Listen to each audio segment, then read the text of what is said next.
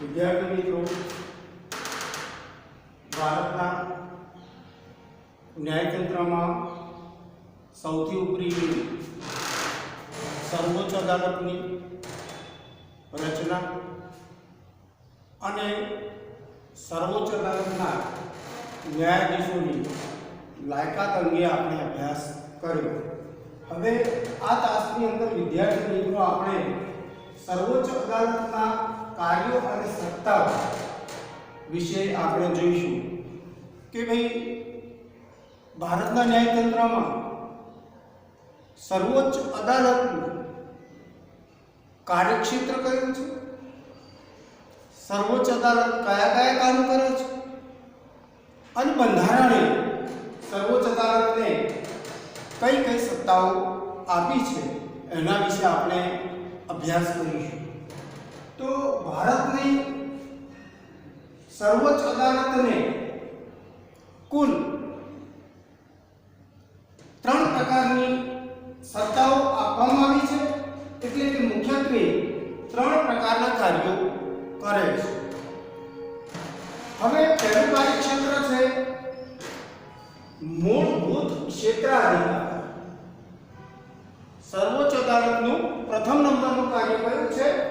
મૂળભૂત ક્ષેત્રાધિકાર. અને મૂળભૂત ક્ષેત્રાધિકાર હેઠળ સર્વોચ્ચ અદાલત કયા કયા કામ કરે છે અને કયા કયા નિર્ણયો આપવાની સત્તા ધરાવે છે. હવે મૂળભૂત ક્ષેત્રાધિકાર એટલે તકરાર સાંભળીને, ફરિયાદ સાંભળીને, તકરાર એટલે ફરિયાદ, તકરારની ફરિયાદ, તો ફરિયાદ સાંભળીને ન્યાય આપવાની જે સત્તા છે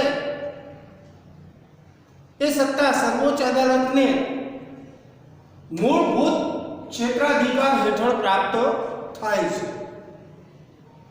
ફરિયાદ સાંભળીને ન્યાય આપવો એને મૂળભૂત ક્ષેત્રાધિકાર. તો હવે મૂળભૂત ક્ષેત્રાધિકાર અંતર્ગત આપણી સર્વોચ્ચ અદાલત પહેલું કામ કયું કરે છે? તો સંઘ સરકાર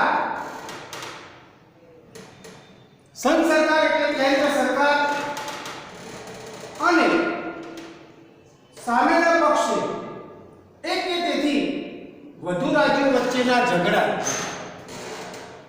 એક બાજુ કેન્દ્ર સરકાર હોય અને બીજી બાજુ એક કે તેથી વધુ રાજ્યો હોય, કેન્દ્ર સરકાર અને એક કે તેથી વધુ રાજ્યો વચ્ચે ઝઘડો ચાલતો હોય તો એ ઝઘડામાં ન્યાય આપવાનું કામ, નિષ્પક્ષપણે ન્યાય આપવાનું કામ સર્વોચ્ચ અદાલત કરે છે. જ્યારે સંઘ સરકાર અને સામેના પક્ષે એક કે તેથી વધુ રાજ્યોનો, સંઘ સરકાર અને એક કે તેથી વધુ રાજ્યો વચ્ચે ઝઘડો ચાલતો હોય તો એ સમય દરમિયાન ન્યાય આપવાનું કામ સર્વોચ્ચ અદાલત કરે છે. બીજા નંબરમાં એક બાજુ સંઘ સરકાર હોય અને સંઘ સરકારની સાથે એક કે તેથી વધુ રાજ્યો જોડાયેલા હોય અને બીજી બાજુ એક કે તેથી વધુ રાજ્યો હોય તો એક બાજુ કેન્દ્ર સરકાર એટલે કે સંઘ સરકાર અને તેની સાથે જોડાયેલા રાજ્યો પ્લસ સામેના પક્ષે એક કે તેથી વધુ રાજ્યો વચ્ચે ઝઘડો ચાલતો હોય તો એ સમય દરમિયાન નિષ્પક્ષપણે ન્યાય આપવાનું કામ સર્વોચ્ચ અદાલત કરે છે અને એ સત્તા સર્વોચ્ચ અદાલતની પાસે છે. ત્રીજા નંબરમાં રાજ્યો વચ્ચેનો ઝઘડો ચાલતો, કોઈ જગ્યાએ કેન્દ્ર સરકાર હોય નહીં પક્ષકાર તરીકે, બે રાજ્યો વચ્ચે સરહદની બાબતમાં, જમીનની બાબતમાં, વેપાર વાણિજ્યની બાબતમાં, ખનીજની બાબતમાં બે રાજ્યો અંદરો અંદર ઝઘડા કરતા હોય તો એ સમય દરમિયાન તટસ્થપણે ન્યાય આપવાનું કામ સર્વોચ્ચ અદાલત કરે છે. તો રાજ્યો વચ્ચે ઝઘડાનું નિવારણ કરવાની સત્તા સર્વોચ્ચ અદાલત પાસે છે. તો વિદ્યાર્થી મિત્રો આ ખાસ કાર્ય છે. એક બાજુ સંઘ સરકાર હોય અને બીજી બાજુ એક કે તેથી વધુ રાજ્યો, એક બાજુ સંઘ સરકાર અને એની સાથે જોડાયેલા રાજ્યો અને બીજી બાજુ એક કે તેથી વધુ રાજ્યો જોડાયેલા હોય એમની વચ્ચે ઝઘડો ચાલે. અથવા રાજ્યો વચ્ચેની તકરાર, એટલે ઘણી વખત જમીનની બાબતમાં, સરહદની બાબતમાં, કુદરતી સંપત્તિની બાબતમાં, ખનીજની બાબતમાં, વેપાર વાણિજ્યની બાબતમાં, વીજળીની બાબતમાં, રેલવેની બાબતમાં ઘણી વખત રાજ્યો વચ્ચે ઝઘડા ચાલતા હોય છે. કોણ તો એક બાજુ કેન્દ્ર સરકાર હોય ને સામેના પક્ષે એક કે તેથી વધુ રાજ્યો. તો આવા ઝઘડાઓમાં ન્યાય આપવાનું કામ સર્વોચ્ચ અદાલતનું છે. તો સરકારો વચ્ચે જ્યારે ઝઘડો ચાલતો હોય તો એ સમય દરમિયાન ન્યાય આપવાની સત્તા સર્વોચ્ચ અદાલત પાસે છે. ચોથા નંબરમાં સંઘ સરકાર એટલે કેન્દ્ર સરકાર. કેન્દ્ર સરકારે ઘડેલા કાયદા કેન્દ્ર સરકાર દ્વારા દેશનો વહીવટ ચલાવવા માટે સમયને અનુરૂપ નવા કાયદાઓ ઘડવામાં આવે છે. પણ કેન્દ્ર સરકારની સંસદ દ્વારા ઘડવામાં આવેલો કાયદો બંધારણની સાથે સુસંગત ન હોય તો એ સમય દરમિયાન સર્વોચ્ચ અદાલત સંસદ દ્વારા જે કાયદાઓ ઘડવામાં આવે છે એ કાયદાનો અભ્યાસ કરે છે અને અભ્યાસના અંતે એવું માનવું પડે કે ભાઈ કેન્દ્ર સરકારની સંસદે ઘડેલો કાયદો બંધારણની સાથે સુસંગતતા ધરાવતો નથી. તો એ સમય દરમિયાન સર્વોચ્ચ અદાલત એ કાયદાને સુધારો વધારો કરવા માટે, ફેરવિચારણા કરવા માટે એ કાયદાને સંસદની અંદર પરત પણ મોકલી શકે છે અને ધારે તો એ કાયદો જો બંધારણને સુસંગત ન હોય તો એ સમય દરમિયાન નવા ઘડેલા કાયદાને રદ-બાતલ પણ કરી શકે છે. બીજા નંબરમાં અગાઉની સંસદો દ્વારા જૂના સમયમાં ઘડેલા કાયદા વર્તમાન સમયમાં અનુકૂળ ન હોય તો એ સમય દરમિયાન જૂના કાયદા વર્તમાન સમયને અનુકૂળ ન હોય તો એ સમય દરમિયાન જૂના કાયદાઓને રદ-બાતલ કરવાની સત્તા પણ સર્વોચ્ચ અદાલત ધરાવે છે.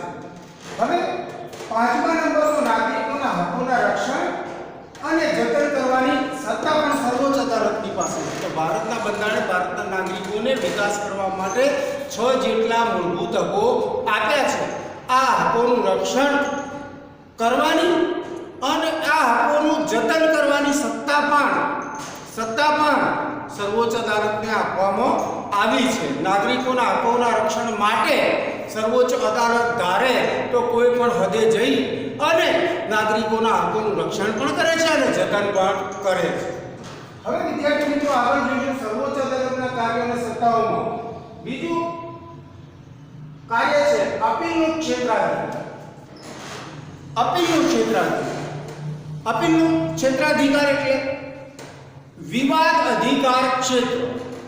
અને વિવાદ અધિકાર ક્ષેત્ર હેઠળ સર્વોચ્ચ અદાલત કયા કામો કરે છે તો વિદ્યાર્થી મિત્રો ધ્યાન આપો. નંબર 1, વડી અદાલતમાં કોઈ કેસ ચાલતો હોય, સમજવા જેવું છે. વડી અદાલતમાં કોઈ કેસ ચાલતો હોય, ભારતના દરેક રાજ્યની અંદર એક વડી અદાલતની સ્થાપના કરવામાં આવે છે. છતાં પણ મેં અગાઉ ખુલાસો કર્યો છે કે કેટલાક નાના રાજ્યો છે તો નાના રાજ્યોની વચ્ચે એક અદાલતનો પણ સમાવેશ કરવામાં આવ્યો છે. 3 કે 4 રાજ્યો જોડી અને એક વડી અદાલત આપવામાં. ભારતનું કોઈ પણ રાજ્ય એવું નથી કે જો વડી અદાલત ના. બરાબર. હવે વિદ્યાર્થી મિત્રો વડી અદાલત ઘણી વખત જુદા કેસોની અંદર ચુકાદો આપે છે. પણ ચુકાદો આપતી વેળાએ વડી અદાલતને એવું લાગે કે ભાઈ કાયદાની અંદર અને નિર્ણયની અંદર કાયદાકીય પ્રશ્ન ગૂંચવાયેલો છે અને આ કાયદામાં બંધારણના અર્થઘટનનો પ્રશ્ન સમાવિષ્ટ છે તો તરત જ વડી અદાલત ફરિયાદીને એવું સર્ટી આપે છે કે ભાઈ ચુકાદામાં બંધારણના અર્થઘટનનો કાયદાકીય પ્રશ્ન રહેલો છે. જ્યારે પક્ષકારને આવું વડી અદાલત સર્ટી આપે છે ને ત્યારે એ સર્ટીના આધારે કોઈ પણ પક્ષકાર સર્વોચ્ચ અદાલતની અંદર પોતાનો કેસ નવેસરથી રજૂ કરી શકે છે અને નવેસરથી કેસ રજૂ કરીને ન્યાય માગી શકે છે. તો વિદ્યાર્થી મિત્રો, વડી અદાલતના ચુકાદા એવું પ્રમાણપત્ર આપે કે કેસમાં બંધારણીય કલમમાં અગત્યનો કાયદાકીય પ્રશ્ન સમાવિષ્ટ છે. જો આવું પ્રમાણપત્ર પક્ષકારને આપી દેવામાં આવે તો પક્ષકાર આ પ્રમાણપત્રના આધારે સર્વોચ્ચ અદાલતમાં જઈ અને પોતાની અપીલ કરી શકે છે. બીજા નંબરમાં, વડી અદાલત આવું પ્રમાણપત્ર ના ઘણી વખત વડી અદાલતના ન્યાયાધીશો પણ ચુકાદો આપી દે પણ ચુકાદાનો અભ્યાસ ન કરે અને સર્વોચ્ચ અદાલતને ખાતરી થાય કે ભાઈ વડી અદાલતે ફલાણા કેસની અંદર બંધારણનું કોઈ પણ પ્રકારનું અર્થઘટન કર્યા વગર ચુકાદો આપી દીધો છે, પણ એ ચુકાદો બંધારણની સાથે એ ન્યાય બંધારણની સાથે સુસંગતતા ધરાવતો નથી. તો એવી જ્યારે સર્વોચ્ચ અદાલતને ખાતરી થાય તો તરત જ સર્વોચ્ચ અદાલત ચુકાદામાં બંધારણીય અર્થઘટનનો પ્રશ્ન સમાવેશ છે તો તરત જ વડી અદાલતમાં ચાલતા કેસને પોતાને તેઓ તબદીલ કરી શકે છે અને ફરિયાદીની અપીલ સાંભળે છે અને ન્યાય આપવાનું પણ કામ કરે છે. હવે ત્રીજા નંબરનું કામ છે દીવાની દાવાઓમાં વડી અદાલત પ્રમાણપત્ર આપે કે કેસ વ્યાપક મહત્તા ધરાવે છે. તો ઘણી વખત મિલકતને લગતા પ્રશ્નોના કેસ વડી અદાલતમાં ચાલતા હોય છે અને વડી અદાલતમાં બુદ્ધિશાળી ન્યાયાધીશ હોય તો દીવાની અદાલતના બેસી અને ચુકાદા આપતી વેળાએ સૌપ્રથમ કેસનો પૂરો અભ્યાસ કરે છે અને કેસને લગતા જેટલા કાયદાઓ એ કાયદાઓનો પણ અભ્યાસ કરે છે અને અભ્યાસમાં એવું લાગે કે ભાઈ આ કાયદો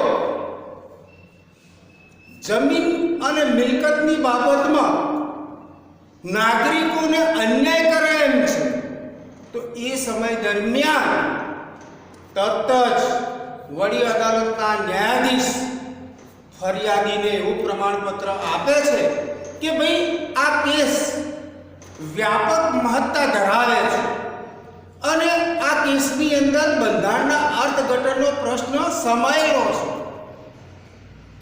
જ્યારે આવું સર્ટી વડી અદાલત પક્ષકારને આપી દે તો એ સર્ટીના આધારે પણ પક્ષકાર સર્વોચ્ચ અદાલતમાં જઈને અપીલ કરી શકે.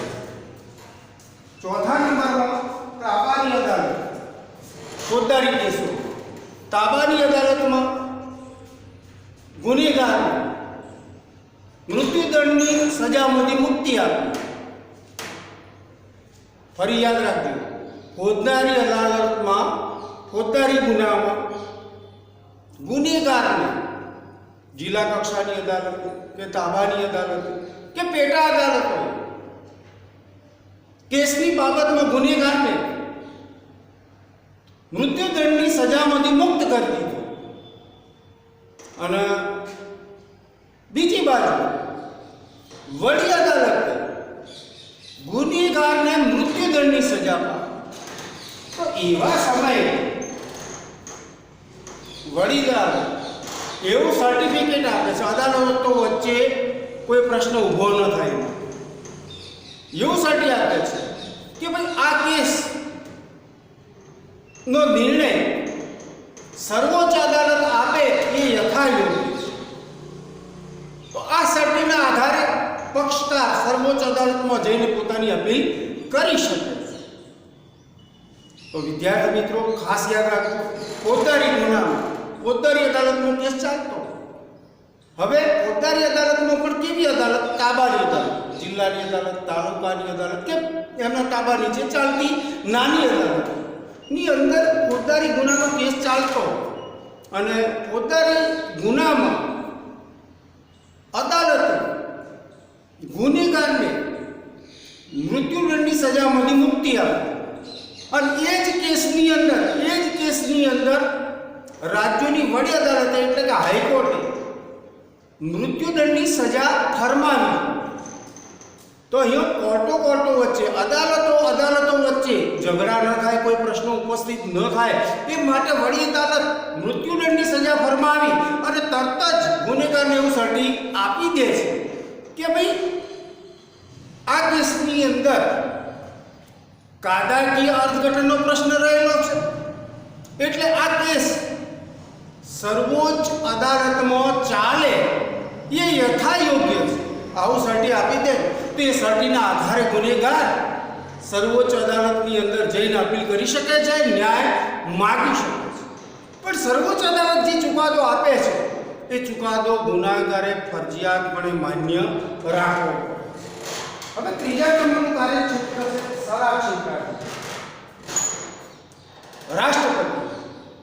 રાષ્ટ્રપતિ કોઈ કાયદામાં કોઈ મુદ્દો જાહેર રીતે સ્પષ્ટ હોય, રાષ્ટ્રપતિને એવું લાગે કે કોઈ કાયદો છે અને કાયદાના કોઈ મુદ્દાની અંદર એવી બાબતોનો સમાવેશ કરેલો હોય કે બાબતો જાહેર રીતે સ્પર્શતી હોય, આખા દેશને અસર કરતી હોય, તો એવા સમયે રાષ્ટ્રપતિ ધારે તે મુદ્દાની બાબત અંગે સર્વોચ્ચ અદાલતનો અભિપ્રાય માગી શકે છે. અને જ્યારે રાષ્ટ્રપતિ કોઈ પણ કાયદાના કોઈ પણ મુદ્દાની અંદર જાહેર રીતે સ્પર્શતો મુદ્દો હોય અને જો રાષ્ટ્રપતિ જાહેર રીતના મુદ્દામાં સર્વોચ્ચ અદાલતનો અભિપ્રાય માંગતા હોય તો એ સમય દરમિયાન સર્વોચ્ચ અદાલતને ફરજિયાતપણે રાષ્ટ્રપતિને અભિપ્રાય આપવો પડે છે કે ભાઈ આ કાયદો બંધારણને સુસંગત છે કે નહીં, એનું અર્થઘટન કરે છે. અર્થઘટનના આધારે રાષ્ટ્રપતિને અભિપ્રાય આપે છે. હવે રાષ્ટ્રપતિને સર્વોચ્ચ અદાલત દ્વારા જે અભિપ્રાય આપવામાં આવે છે એ અભિપ્રાય એ માન્ય રાખવો કે ના રાખવો એ રાષ્ટ્રપતિના હાથમાં છે. રાષ્ટ્રપતિ એ અભિપ્રાયની અવગણના પણ કરી શકે છે અને અભિપ્રાય માનવા માટે રાષ્ટ્રપતિ પોતે બંધાયેલા પણ નથી. વિદ્યાર્થી મિત્રો તો ખાસ રાખજો આ યાર. હવે ચોથું કાર્યક્ષેત્ર છે અન્ય સત્તાઓ. તો અન્ય સત્તાઓમાં સર્વોચ્ચ અદાલત ઘણી વખત ચુકાદા આપે છે. ચુકાદા ભૂતકાળમાં આપે છે, વર્તમાનમાં આપે છે અને ભવિષ્યમાં પણ આપશે. પણ ભૂતકાળમાં આપેલા ચુકાદા વર્તમાન સમયની અંદર પરિસ્થિતિ બદલાવાના કારણે ઘણી વખત ભૂતકાળમાં આપેલા ચુકાદા વર્તમાન કાળમાં અનુકૂળ પડે એમ ન હોય તો એ સમય દરમિયાન સર્વોચ્ચ અદાલત એ ચુકાદાઓની પુનઃ સમીક્ષા કરી શકે છે અને એની અંદર ફેરફાર પણ કરી શકે છે, પણ સંસદની મંજૂરી લઈને. બીજા નંબરમાં કોઈ પણ ફરિયાદી ઘણી વખત ન્યાયાધીશ ન્યાય આપે, જજ ન્યાય આપે અને ન્યાય ન ગમે તો એ સમય દરમિયાન ગુનેગાર કે ફરિયાદી અદાલતનો તિરસ્કાર કરે છે અને ગુનેગાર અદાલતનો તિરસ્કાર કરે તો સર્વોચ્ચ અદાલત ધારે તો એને સજા પણ ફરમાવી શકે છે અદાલતના તિરસ્કાર બદલ. ત્રીજા નંબરમાં ચૂંટણી પંચની અંદર પણ ઘણી વખત ચૂંટણીના સમયે અલગ અલગ પ્રકારના વિવાદો થાય છે. ઉમેદવારો દ્વારા વિવાદો કરવામાં આવે છે, અધિકારીઓ દ્વારા વિવાદો કરવામાં આવે છે, લોકો દ્વારા વિવાદો કરવામાં આવે છે. જ્યારે ચૂંટણી પંચની અંદર કોઈ પણ પ્રકારનો વિવાદ સર્જાય તો એ વિવાદનો ઉકેલ લાવવાની સત્તા પણ કોની પાસે છે? સર્વોચ્ચ અદાલત પાસે. ચોથા નંબરમાં ઘણી વખત બંધારણ દ્વારા નાગરિકોને મૂળભૂત જે હકો આપવામાં આવ્યા છે એ હકો બંધારણ દ્વારા આપવામાં આવ્યા છે અને બંધારણની અંદર કેટલાય કાયદા હોય છે કે આ કાયદા ઘણી વખત નાગરિકોના હકને સ્પર્શતા હોય છે અને નાગરિકોના હકોને સ્પર્શતી વેળાએ ઘણા કાયદાઓ હકોના હિતને નુકસાન કરતા હોય છે, તો એ સમય દરમિયાન હકોના હિતને નુકસાન કરવાના જેટલા કાયદા છે એ કાયદા રદબાતલ કરવાની સત્તા પણ સર્વોચ્ચ અદાલતની પાસે છે. હવે કાયદા બંધારણે આપ્યા છે,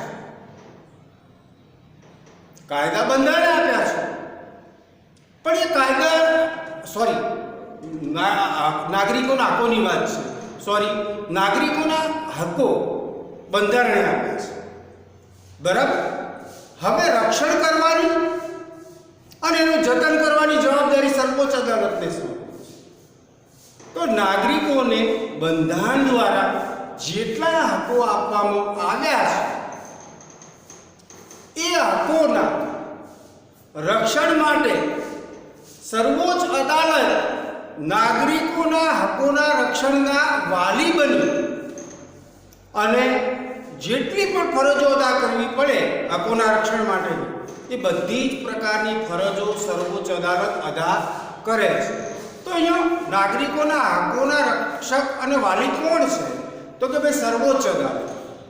તો સર્વોચ્ચ અદાલત નાગરિકોના હકોના રક્ષણ માટે વાલી તરીકેની તમામ ફરજો અદા કરે છે. તો વિદ્યાર્થી મિત્રો અહીં સર્વોચ્ચ અદાલતના કાર્યો અને સત્તાઓ પૂરી થાય છે. હવે સર્વોચ્ચ અદાલતની સાથે એક બીજી અદાલત જોડાયેલી છે જેને નજીરી અદાલત કહેવાય છે. નજીરી અદાલતને ઇંગ્લિશમાં કોર્ટ ઓફ રેકોર્ડ્સ કહેવાય છે. તો સર્વોચ્ચ અદાલતની સાથે એક બીજી અદાલત જોડાયેલી છે. એ અદાલતને નજીરી અદાલત કહેવાય છે અને આ નજીરી અદાલતને ઇંગ્લિશમાં કોર્ટ ઓફ રેકોર્ડ્સ કહેવાય છે. હવે સર્વોચ્ચ અદાલતની અંદર ચાલતી આ નજીરી અદાલત શું કામ કરે છે? તો સર્વોચ્ચ અદાલત અને વડી અદાલત કોઈ પણ કેસોની અંદર જેટલા ચુકાદાઓ આપવામાં આવે છે વડી અદાલતમાં અને સર્વોચ્ચ અદાલતમાં જેટલા કેસો ચાલતા હોય અને કેસોની અંદર જે ચુકાદાઓ આપવામાં આવે છે એ ચુકાદાઓની ફાઇલોને સંઘરવાનું કામ કરે છે. અને ચુકાદાઓની ફાઇલોને સંઘરવાનું કામ કરતી હોવાના કારણે નજીરી અદાલતને કોર્ટ ઓફ રેકોર્ડ્સ તરીકે ઓળખવામાં આવે છે. કોર્ટ ઓફ રેકોર્ડ્સ કારણ કે ચુકાદાઓની ફાઇલોને સંઘરવાનું કામ કરે છે. હવે વિદ્યાર્થી મિત્રો પ્રશ્ન એ થાય કે આપેલા ચુકાદાઓની ફાઇલોને સંઘરીને આપણો ઉદ્દેશ શું છે? કે ભાઈ આપેલા ચુકાદાઓને સંઘરવા. તો એની પાછળનો ઉદ્દેશ એ છે કે ઘણી વખત વિદ્યાર્થી મિત્રો એક જ જેવા જુદા જુદા સમયે બે કેસ બને. માની લો કે એ નામની વ્યક્તિ કોઈની હત્યા કરી નાખી ઈસવીસન 1985 અને એ સમયે વડી અદાલતે કે સર્વોચ્ચ અદાલતે માની લો કે 20 વર્ષની સજા કરી. હવે એવો જ કેસ 2020માં બને. બી નામની વ્યક્તિએ કોઈની હત્યા કરી નાખી અને એ સમય દરમિયાન વડી અદાલત કે સર્વોચ્ચ અદાલત કડક કાયદો કરી સંસદ દ્વારા કડક કાયદો ઘડવામાં આવે અને કડક કાયદાના આધારે ન્યાય આપવામાં આવશે.